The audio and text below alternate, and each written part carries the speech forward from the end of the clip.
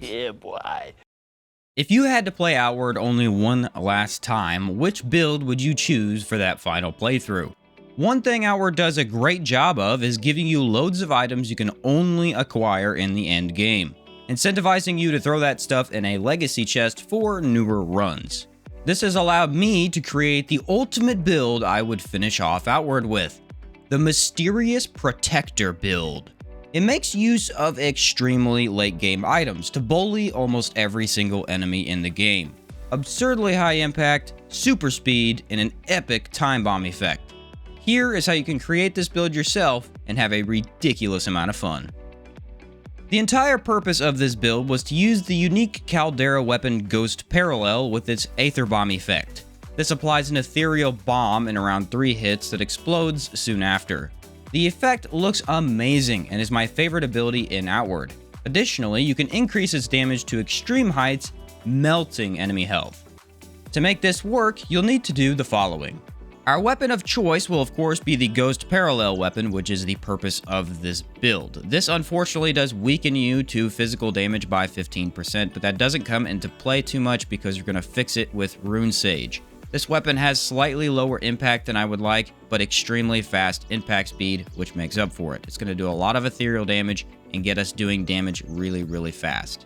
The armor we want to go with is the Mana Wall set. The reason for this is, funnily enough, the Copal chestplate with this enchantment would actually be better for more damage, but I don't like the look of Mana Wall without the full set because it is so unique and distinguished compared to other armors, so I go with the full thing if I'm going to run it. This armor set offers great protection and great barrier, giving us excellent defense, while boosting our ethereal damage to 30% extra for just pure ethereal damage. It's great. Now, this armor also makes us very fast, which is going to get us in and out of combat very well, and you'll see later on how we're going to use that to our advantage.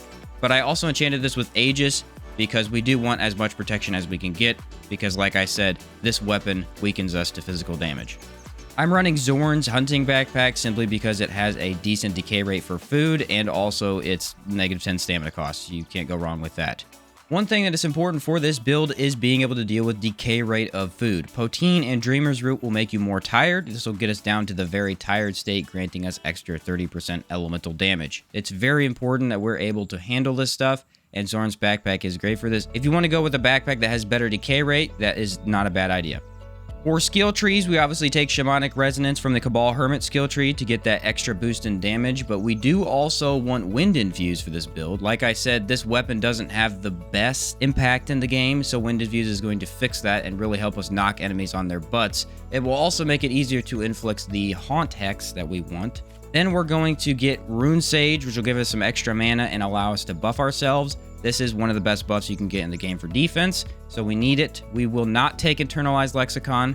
We instead want the Runic Prefix so that we are having the more powerful defense buffs. Then, of course, we want Hex Mage because this is where we're going to get our elemental damage from. We are going to have the Bloodlust perk, which is amazing for dealing with burn on your stats, but Lockwell's Revelation is the big thing. Increases elemental damage by 15% when tired and 30% when very tired. The idea is to hit your enemy 3 times, inflict Aetherbomb, and then run away. And because our damage boost is going to be so high, most things in the game should die or at least get really close to death. As for our faction quest, I chose the Heroic Kingdom faction in the desert because Alchemical Experiment grants a 15% damage bonus to all damage, which does affect Aetherbomb. If you would like to know how much mana I took a total of 3 points, which gave me 60, and then from Rune Sage in our faction quest, we get the rest, bringing us up to 120. This grants us 130 health, 130 stamina, and 120 mana, which I feel like is very well-rounded. Another great thing about Hex Mage is that we will not have mana burn very often, meaning we are going to be able to use our full mana bar and not have half. This is going to help out quite a bit. As for the skills you're going to want on your hotbar, I actually grabbed Crescendo from Caldera. This is from the Weapon Master over there. If you happen to build it, it is great. It grants a Craze buff, which will give you more damage. Now, unfortunately, it weakens you to impact, but the more damage we can get, the better. I also grabbed the Haunt Hex. This will inflict the Ethereal Hex on enemies and weaken them to ethereal damage by 25%, meaning our Aether Bomb will do even more damage. Of course, I grabbed the Mist Boon, which is here in Berg, to increase our ethereal damage even more, and Enrage will be very important for extra impact. As for how to use this build, you're going to want to activate all of your boons. You're going to want to use the Runic Protection skill with your runes. Then you're going to activate the Haunt Hex on enemies as soon as you can. This is where Wind Infuse comes in because it knocks enemies down and allows you to apply this easily. You can use Juggernaut skill, which is the two-handed mace skill in this game. It will inflict confusion once you do activate that, meaning enemies will be easier to knock down. So impact is actually pretty good on a weapon that doesn't have that great of impact. So, kind of a goofy looking build because the Mana Wall armor is kind of goofy looking, but it also has a very cool samurai futuristic look to it. And I think that this weapon really does pair great with the Mana Wall armor, so let's get into some combat and see how this works. Alright, we're in the Cabal Wind Temple. Now, in order to actually prepare for this, we're going to eat the Poteen. Unfortunately, this is quite hard to get, as it can only be bought from the Sorborean Caravaner, but it grants you crazy good buffs, and will make you very tired very quickly. Now, I don't want to get too tired, but we do want to be very tired before we enter battle here. We want to get all that 30% extra damage. Alright, so now that we're tired, let's check our buffs so you guys can see this. We've got mana regen 0.3 per second, and we have 30% extra elemental damage. So, now we activate Enrage. We're going to activate the Mist Boon. We are going to switch to our Lexicon and activate Runic Protection. Switch back to our weapon. Get our stamina buff. Get our water buff. I have the Marathon Potions to help with the tiredness if it gets too low. That's why those are there, by the way. Now that we have all those buffs, we should be good. Let me activate Wind Infuse. And let's watch how easy it is to bully this enemy here. I'm going to leave the backpack on. I don't recommend you do, but I'm going to. One hit. Two hit. Knocks him down. We're going to inflict the Ethereal Hex.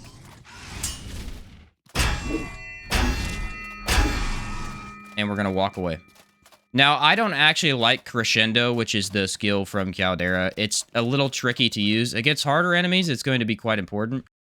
But against stuff like this, I don't use. We just have so much damage from Hex.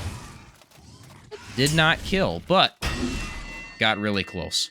So this is going to do a lot of damage to a variety of enemies like Golems. Unfortunately, Shell Horrors, not really weak to Ethereal. They're not strong against it, but they're not weak to it. So we're not getting a huge damage increase from that. This time, we're going to knock him down.